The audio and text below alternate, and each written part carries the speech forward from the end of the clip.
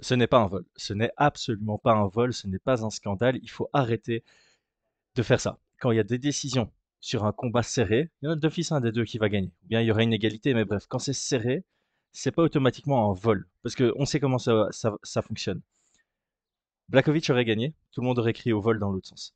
C'était serré, c'est tout. Et quand c'est serré, il y a interprétation des juges. Et quand ça va pas dans le sens de ceux qui sont investis émotionnellement dans le combat, on va crier au vol. Non, c'est pas comme ça que ça fonctionne. Il faut essayer d'être neutre, d'être factuel et d'essayer de comprendre si c'est un vol. Et là, ça n'était pas le cas. Mais avant de parler de l'aspect décision, on va parler des performances. Tout d'abord, ce qu'on peut retenir de ce combat qui n'était pas, voilà, c'est pas le genre de performance qui va nous donner envie à fond d'avoir un Pereira contre Yiri, même si moi je le demande. Il faut rappeler, c'était à Salt Lake City. Donc c'était en altitude, ce qui signifie que, on l'avait déjà dit avant hein, dans les previews, qu'il y avait un gros risque que les combats soient moins stylés que ce que ça aurait été à hauteur de la mer. Donc ici, clairement, on a eu un Jan Blachowicz qui a fatigué. On a eu un Alex Pereira qui, je pense, également a fatigué, mais l'a moins montré. Et ça nous a donné un combat qui était peut-être un peu plus fade que celui auquel on pouvait s'attendre. Maintenant, euh, Alex Pereira, sur son grappling défensif, franchement, on va dire que du positif. Euh, il se fait prendre le dos, alors ça c'est négatif évidemment, mais il survit avec un Yann dans son dos et on sait à quel point Yann est un très bon grappleur. C'est d'ailleurs un grappleur sous-estimé.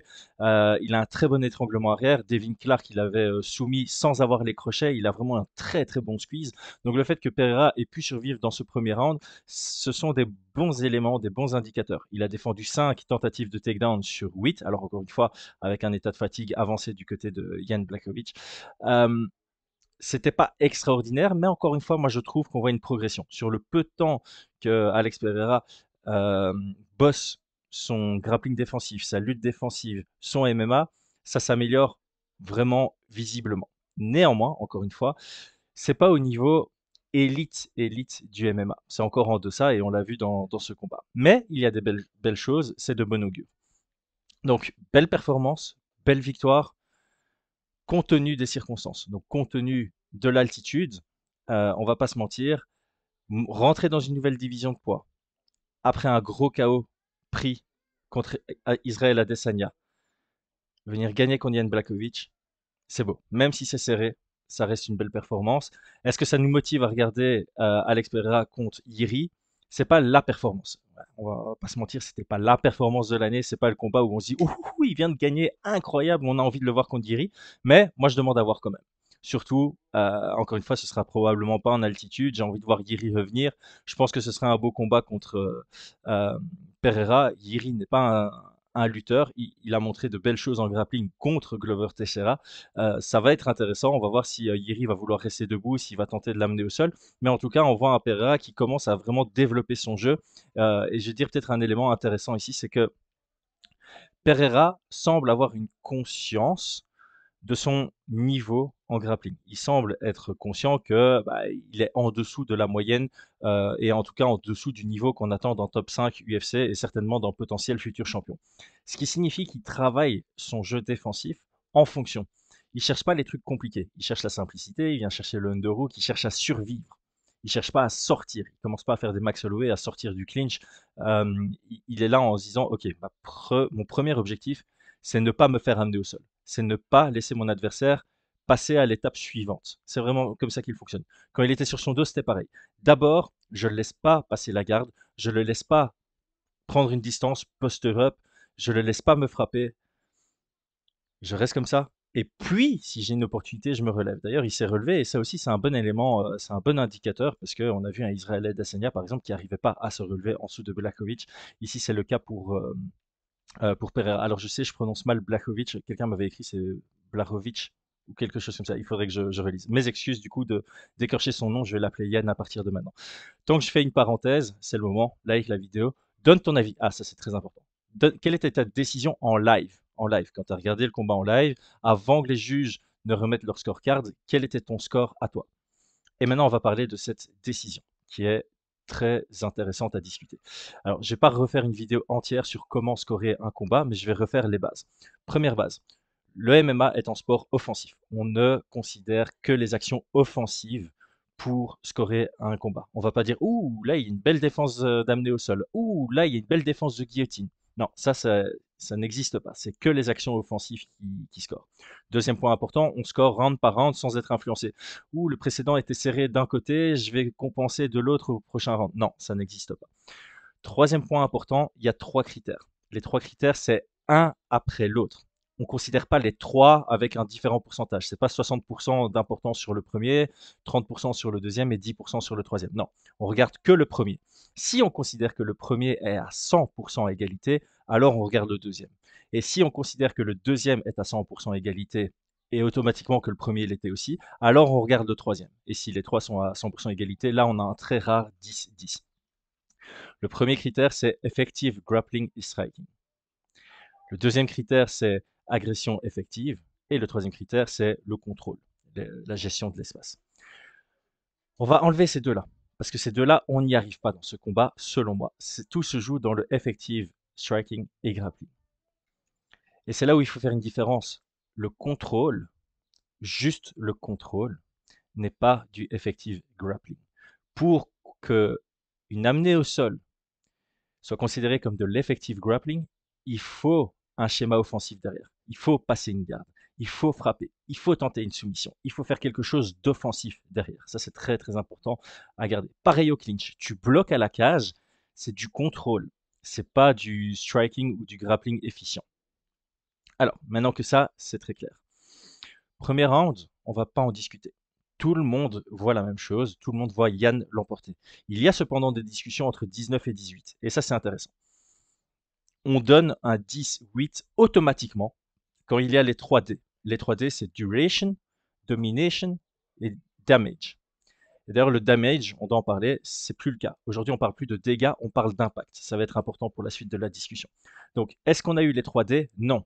On a eu de la domination sur une durée pour Jan Blachowicz, mais il n'y avait pas de dégâts, il n'y avait pas d'impact. On n'était pas, il n'y a pas eu 3 tentatives de soumission ultra chaudes. Même la tentative de soumission, l'étranglement arrière, ça paraissait pas si chaud que ça. Et en fait, ça a été contrebalancé aussi par une tentative de guillotine du côté de Pereira. Donc, on avait deux des 3D. Quand il y a deux des 3D, les juges peuvent considérer le 18. Donc ici, tu peux interpréter ce round comme un 18 parce qu'il y a 2D. Mais moi, je le trouve limite. On se rapproche de la frontière entre le 19 et le 18, mais on n'y est pas encore. Ça manquait un peu d'activité du côté de Jan Blachowicz. J'avais dit que j'arrêtais de dire son nom du côté de Yann pour l'obtenir. Donc voilà. Premier round, on est tous d'accord, on le donne à Yann. Je crois qu'on sera 90%, 95% des gens d'accord pour donner ça 19. Certaines personnes vont peut-être vouloir argumenter sur le 18, qu'on peut entendre, mais c'est légèrement trop fébrile à mon goût. Encore une fois, le but des critères pour scorer un combat, c'est d'être le plus objectif possible, mais ça reste de l'interprétation. Ça reste à un certain degré subjectif. Un juge a un angle. Il voit l'action de un seul angle. De temps en temps, selon l'angle que tu as, tu vas interpréter l'impact d'une frappe différemment. Tu vas interpréter une tentative de soumission différemment. Tu vas pas voir le visage d'un gars qui souffre si le gars est dans ton dos. C'est la réalité. Est-ce qu'on peut améliorer ça? Oui. Mais actuellement, c'est comme ça que ça fonctionne. Ok. Alors, deuxième et troisième round. Je vais pas spécialement rentrer dans mon avis là-dessus, mais la façon dont moi je l'ai vécu, c'est les 3 premières minutes du deuxième round, on avait quelque chose d'assez compétitif à l'avantage de Jan Blachowicz. De Yann. Les 2 dernières minutes vont clairement à l'avantage d'Alex. En termes, et d'ailleurs je vais aller regarder les stats, même s'il ne faut pas trop s'y fier, en termes de stats, on a 33 frappes du côté d'Alex Pereira à 20 frappes du côté de Blachowicz. Du côté de Pereira, c'est vraiment très serré, c'est 13 à la tête, 10 au corps, 10 aux jambes, alors que du côté de Blachowicz, on en a plus à la tête, 15, 2 au corps, 3 aux jambes. Et ici, ça va être relativement important ce que j'ai dit. Il y a eu pas mal de frappes au corps du côté d'Alex Pereira. Et clairement, sur la fin du deuxième round, Jan Blachowicz montre de gros signes de fatigue. Alors, la fatigue n'est pas un élément que les juges doivent considérer en tant que tel. Néanmoins, depuis que on a renommé dégâts en impact, L'impact est défini comme des actions qui amènent à des dégâts ou à une perte de confiance de l'adversaire ou à une fatigue de l'adversaire. Si on sent que l'adversaire a une fatigue mentale et ou une fatigue physique suite à des actions offensives qu'on a amenées, c'est considéré dans les critères de juge. Et je l'ai toujours dit, l'attitude a une importance par rapport à l'interprétation des juges. Quand tu as un combat serré, ton attitude va pouvoir faire la différence. Comme je le dis tout le temps, en MMA, chaque détail compte. Chaque détail compte. Et là, le fait que Blachowicz, sur la fin du deuxième round, montre des signes de fatigue, limite il titube, t'as l'impression qu'il titube, il danse un peu, il trouve plus ses appuis. Quand il encaisse au corps, il, il a une réaction où il cambre, tout son corps se cambre, il y a une réaction de body language. Même si les frappes n'étaient pas puissantes du côté d'Alex Pereira, elles étaient interprétées comme telles de par la réaction de Yann. Je vais prendre un exemple concret. Uriah Faber. Non, attends, non, pardon. C'était Uriah Faber. Uriah Faber s'est coupé les cheveux pour sa revanche contre Dominick Cruz parce qu'il considère que dans... Non, c'est l'inverse, pardon. Dominick Cruz, peu importe. Dominick Cruz a coupé ses cheveux pour la revanche avec Uriah Faber parce qu'il considère qu'il avait perdu le premier combat à la décision parce que les juges interprétaient que les frappes d'Uriah Faber étaient plus puissantes qu'elles ne l'étaient réellement parce que quand il encaissait une frappe, ses cheveux bougeaient beaucoup. Ça paraît bête, mais les juges ils vont interpréter sur certaines choses. Et clairement, quand tu vois des coups, tu vas interpréter les frappes notamment sur à quel point la tête recule. Et quand tu as une touffe de cheveux qui bouge beaucoup quand on te touche, ben voilà. Donc ici sur le deuxième round, moi je le donne à Alex Pereira. Je pense que si on isole ce côté attitude, peut-être que sur les frappes, on peut jouer, mais pour moi il va à Alex Pereira. Statistiquement, et encore une fois, hein, je sais que tes stats, ça te donne juste des nombres, mais j'ai l'impression qu'Alex Pereira aussi, ses frappes étaient légèrement plus puissantes, ce qui me donne envie de lui donner le round. Oui, il y a du contrôle du côté de Jan Blachowicz, mais encore une fois, sur son contrôle, qu'est-ce qu'il fait? Il fait deux frappes au clinch, alors que Alex Pereira lui en envoie quatre, et au sol, il en envoie deux frappes. Alex Pereira lui en envoie une. Alors évidemment, quand tu es au-dessus, tes frappes sont automatiquement plus puissantes, sauf que là, c'était vraiment des frappes collées, comme ça. Il n'y a pas de puissance là-dedans. Donc, quand tu amènes ton adversaire au sol, que tu le contrôles juste à partir de la garde, et que la seule action offensive que tu fais, c'est une petite frappe, ton takedown n'a pas beaucoup d'impact. Ton takedown va être considéré comme peut-être un gros jab. Ça va pas être considéré comme un knockdown. Tu amènes, ce qu'il faut comprendre, c'est que ton amené au sol, ça te permet de changer la direction du combat dans un but de prendre encore un plus gros avantage dans la nouvelle dimension du combat, celle du grappling. Mais tu dois prouver que grâce à ton takedown, tu te rapproches davantage de finaliser ton adversaire. Et là, on va pas se mentir, Jan Blachowicz, avec son contrôle, il n'a pas montré, il n'a pas passé une position, il n'est pas arrivé dans une position euh, dangereuse. Il n'a pas menacé réellement une soumission. Il n'a pas envoyé des grosses frappes. Il n'a pas réellement fatigué Pereira parce qu'à la fin du round, on voit que c'est lui qui est plus fatigué.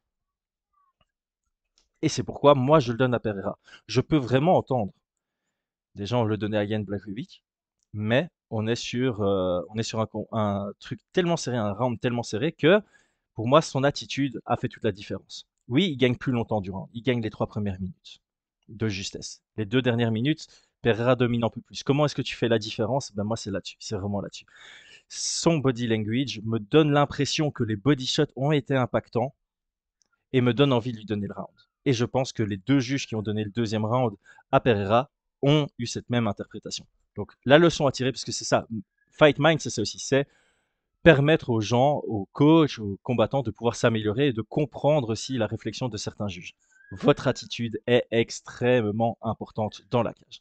Troisième round, c'est le même débat. C'est le même débat. On a 4 minutes et 15 secondes relativement compétitives sur le sol, au sol, pardon. Il y a un bébé qui pleure à côté, ça me déconcentre un peu, je m'excuse, hein. Je ne contrôle pas ça, c'est les voisins. Encore une fois, je vais revenir sur les stats. 35 frappes à 26 pour Pereira. Il y a 9 frappes en plus sur un échantillon de 35, c'est plutôt gros comme échantillon. On est sur du 25% de frappes en plus. À la tête, Blachowicz mène 20 à 12. Au corps, 2 à 13 pour Pereira. Aux jambes, 4 à 10 pour Pereira. Et là aussi, les frappes les plus marquantes dans ce dernier round, ce sont les low kicks.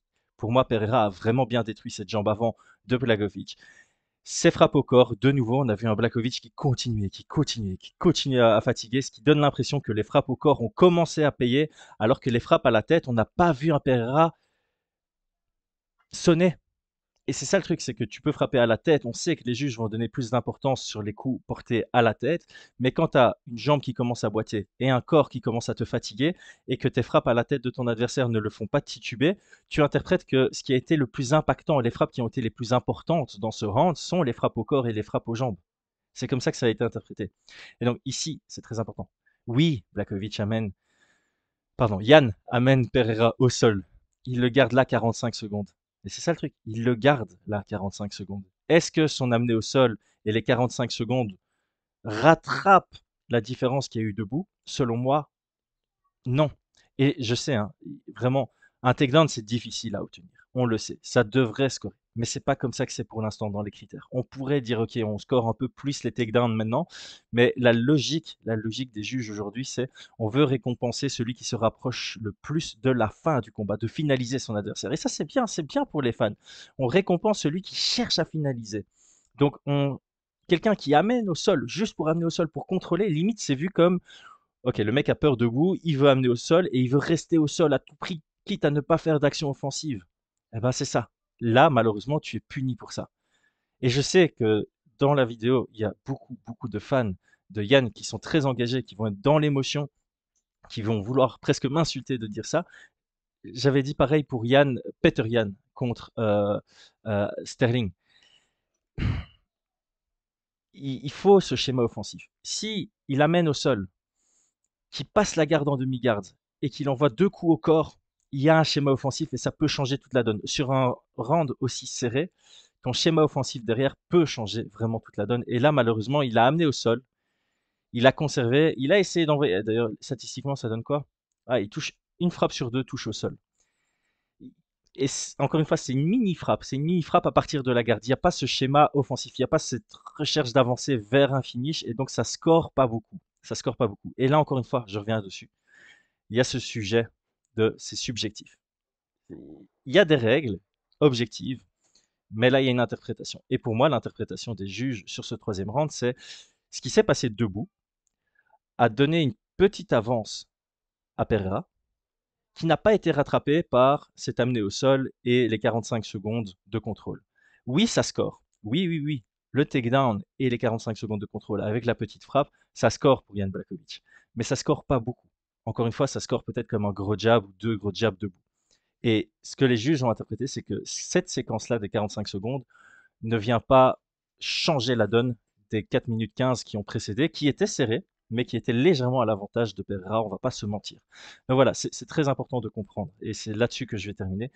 Le contrôle, c'est le troisième critère qu'on ne regarde pas si le premier n'est pas à égalité.